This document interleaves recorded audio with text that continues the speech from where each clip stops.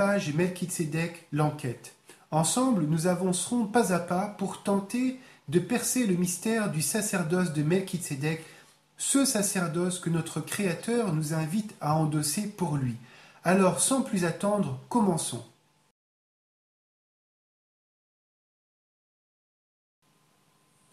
Alors, nous voici dans l'introduction de ce cours sur la sacrificature de Melchizedek.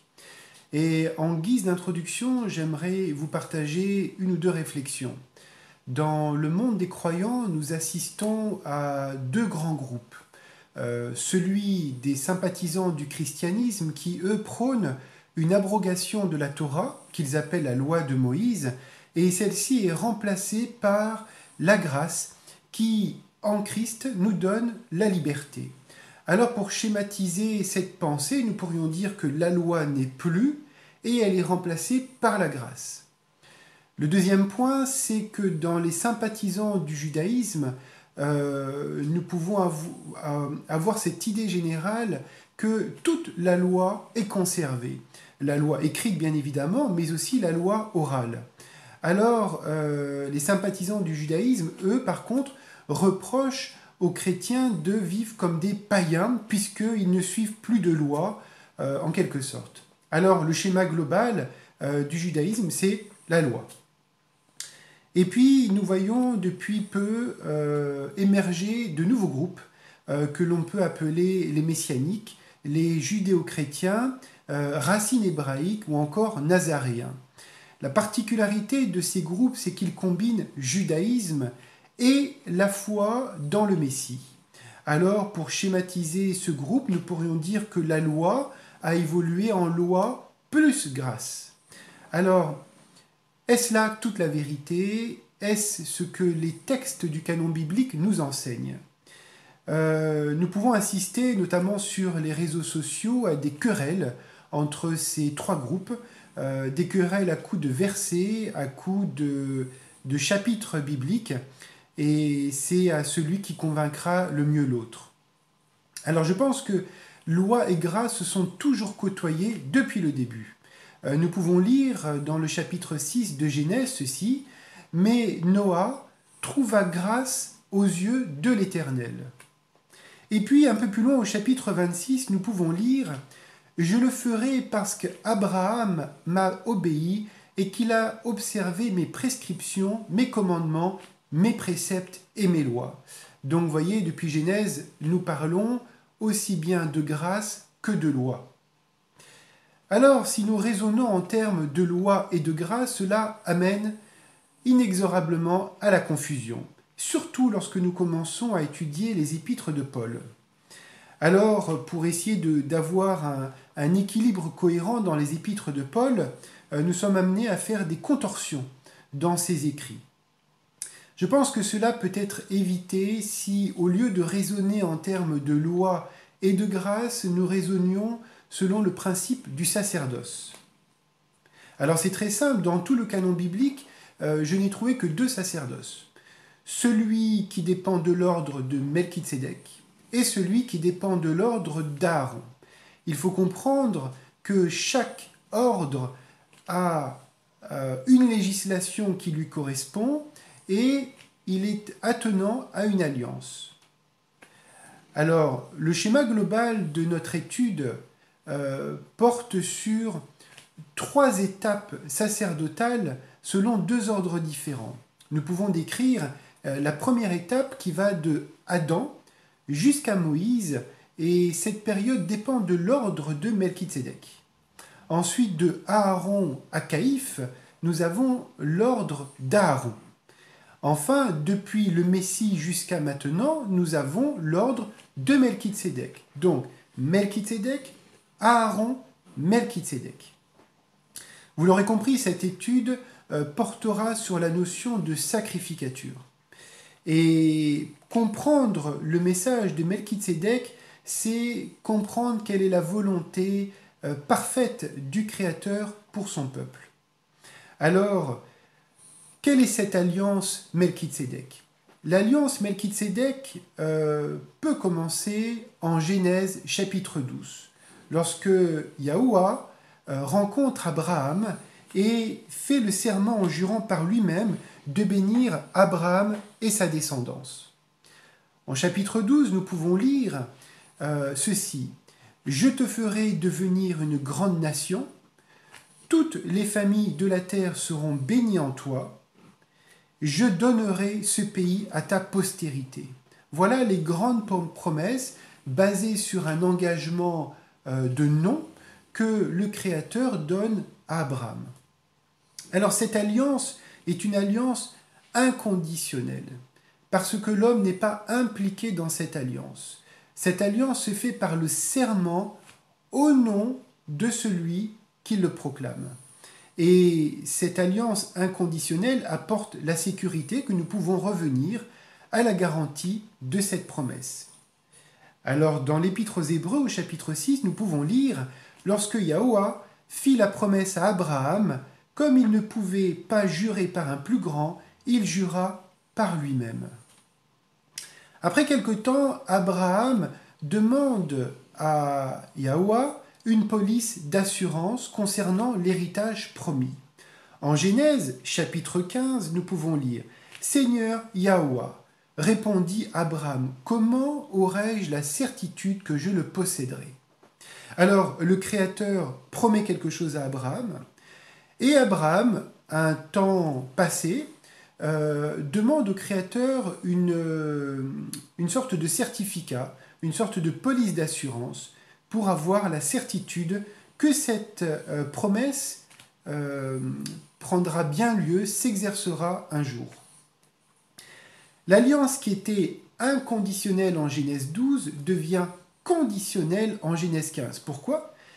Parce qu'il y a mise en place d'une alliance par le sang. En effet, le Créateur Yahoua demande à Abraham un sacrifice d'animaux, et cette alliance par le sang s'accompagne de quelque chose de très important. Et cette chose, c'est une dette mortelle. Qu'est-ce que ça veut dire ? Ça veut dire que si cette alliance conditionnelle est rompue, alors quelqu'un doit mourir. Le temps passe, 430 ans plus précisément. Les enfants d'Israël, les descendants d'Abraham, quittent l'Égypte et arrivent au pied de la montagne. Cette même montagne dans laquelle Yahoua fit la promesse à Abraham. Alors, cette promesse va s'accomplir, car sa postérité, 400 ans plus tard, est prêt à entrer en terre promise.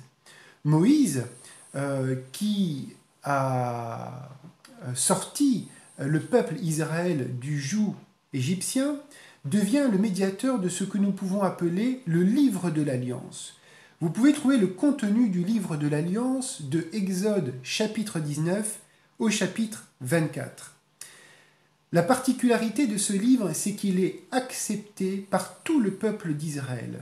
Un peuple destiné à devenir un royaume de sacrificateurs et une nation sainte. Alors, du premier chapitre de Genèse à la signature de ce livre de l'Alliance en Exode chapitre 24, nous trouvons ce que nous pouvons appeler la Torah de l'Alliance. Cette Torah de l'Alliance comprend le Shabbat, les saintes convocations, les recommandations diététiques et d'autres choses. Cette Torah de l'Alliance est ce que nous pouvons appeler la volonté parfaite de Yahoua pour son peuple.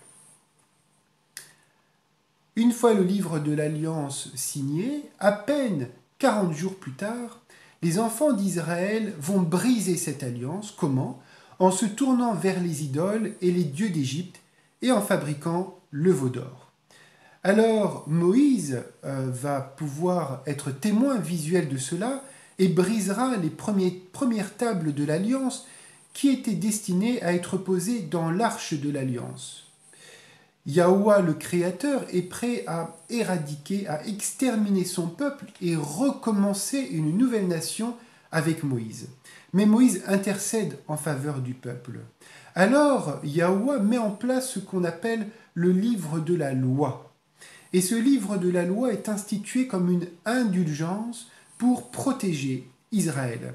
Ce livre L'apôtre Paul en parle dans son épître aux Galates, il l'appelle le tuteur pédagogique. Nous pouvons lire en Galates chapitre 3, verset 24. De sorte que la loi a été notre conducteur pour nous mener à Christ, afin que nous fussions justifiés par la foi. Donc nous comprenons que ce livre de la loi accompagne le peuple Israël jusqu'à la venue du Messie. Alors, le livre de la loi est intégré dans ce que nous pouvons appeler la Torah de la loi, qui, elle, est imposée. Et cette Torah est une volonté permissive de Yahweh. Donc, comprenons bien qu'il y a d'abord la Torah de l'Alliance, il y a le livre de l'Alliance qui en fait partie, ensuite il y a brisure de cette alliance, mise en place de quelque chose de différent, qui est la Torah de la loi avec son livre de la loi, et qui s'étale jusqu'à la venue du Messie. Alors, Israël, qui devait être un royaume de sacrificateurs, pratiquant la justice de Yahweh, c'est-à-dire être des Melchitsédek, est devenu finalement une nation d'individus avec quelques sacrificateurs pour le diriger. Alors, sous la sacrificature selon l'ordre d'Aaron, de très très grandes quantités de sang d'animaux allaient être versées. Et Israël, une fois entré en terre promise, va pendant plusieurs siècles désobéir au livre de la loi, et Yahweh enverra ses prophètes pour les ramener à l'obéissance de ce livre de la loi, obéissance qu'ils n'arriveront pas à observer. Alors Israël se prostitue avec les nations, une partie de ce peuple sera exilée en Assyrie, puis une autre partie à Babylone. Et cela, les textes nous disent que Yahweh le savait déjà avant même l'entrée en terre promise de son peuple. En Deutéronome chapitre 31, nous pouvons lire « Et Yahweh dit à Moïse, « Voici, tu vas être couché avec tes pères, et ce peuple se lèvera et se prostituera après les dieux étrangers qui seront au milieu de lui et au pays où il va. Et il m'abandonnera, et il enfreindra mon alliance que j'ai traitée avec lui. » Alors, comme dit tout à l'heure, ce tuteur pédagogique est le livre de la loi, doit prendre fin à l'arrivée du Messie. L'arrivée du Messie constitue un transfert de sacerdoce. Ce transfert de sacerdoce va d'abord se faire par l'investiture dans l'ordre de Melchitsédek. Et cette investiture aura lieu lors de son immersion dans les eaux du Jourdain. Yohanan, Jean, qui est le représentant des Lévites, va transmettre son sacerdoce vers Yeshua, qui est investi comme Melchitsédek. Donc nous passons des Lévites au Melchitsédek, et de l'ordre d'Aaron au Melchitsédek. Donc nous avons une alliance, on va dire un ordre Melchitsédek jusqu'à l'épisode du veau d'or jusqu'à l'arrivée du Messie, son investiture, l'ordre aaronique, et du Messie jusqu'à aujourd'hui, nous retrouvons l'ordre de Melchitsédek. Donc, cet acte de rédemption fait par le Messie, accompli par le Messie à la croix, c'est le paiement de la dette mortelle qui avait été mise en place en Genèse 15 lorsque l'alliance était devenue conditionnelle. Et cet acte de rédemption nous ramène à la perfection de la promesse inconditionnelle de Genèse 12. Voici le grand tableau brossé de ce que nous verrons un peu plus en détail lors de nos prochaines rencontres. Alors d'ici là, je vous souhaite le shalom et je vous dis à bientôt.